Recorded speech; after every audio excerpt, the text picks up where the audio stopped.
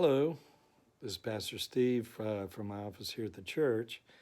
And for the next couple of days at least, while we are sequestered in our homes, I'm going to be bringing you a daily message of hope. Just a few minutes to start off each day or sometime in the day when you can click on so that we can reflect on God and what He's doing right now in our lives and see and trust that God's doing something tremendous right now, not only in our lives, but in our world. So this is a time, I guess, when I reflect on the past. I found a prayer journal that I was keeping in the year 2001 and turned to the week right after 9/11 in 2001, and read some of the words that I wrote, the reflections that I had. My wife was pregnant with our daughter Faith, and Faith was soon to be born. And those of us that lived during that time know how chaotic and fearful that time was after the attack, and we weren't quite sure what was going to happen. And I was looking in my prayer journal, and I had reflected on Psalm 46:10, that we're to be still and know that the Lord is God, and that He will be exalted amongst the nations and exalted over all the earth. And that really helped me to find a place of hope and of peace in the midst of all that uncertainty. Because when we live in times of uncertainty, like right now with the coronavirus and what's going on and what happened at 9/11, it tends to create anxiety in us. We experience a real loss of control. Really, what we're experiencing, we're becoming aware, really, how little control that we have over our lives, and so it creates not only sort of anxiety for the moment, but it really helps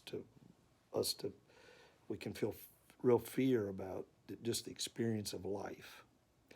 And I want to suggest that those of us who know Jesus and know the Lord that made all heaven and earth and all things were made through, by, and for Him, that we have a different way of looking right now at what's happening.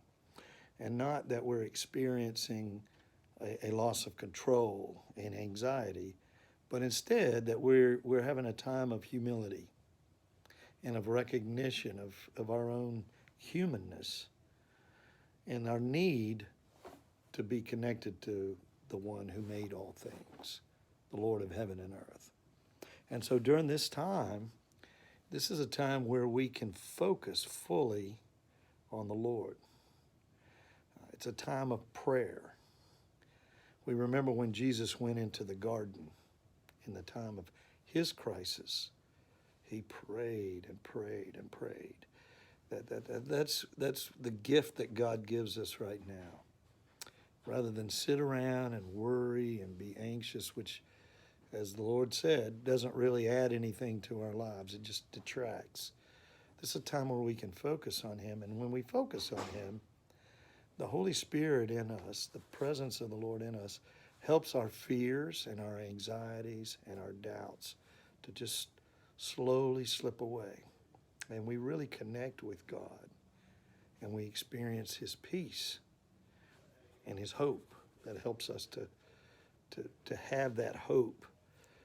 The nice thing, I was reflecting on my journal, and now, that little girl that was going to be born in a world that I was so worried, what's the world going to be like?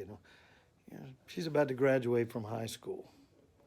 And we've had a wonderful life, and God has tremendously blessed her life and blessed our family. And so the same God who I focused on in September of 2001, that carried me through and carried us through as a people, that same God is working now and will carry us through. And that's where our hope is. So rather than take this time and just sit around and worry and be anxious, now is a time to focus on the Lord and to know him fully, as he says, to be still our anxieties, still our fears, and to be still and to know him fully, and then exalt him. Exalt him amongst our nation, exalt him amongst the world. My prayers are with you.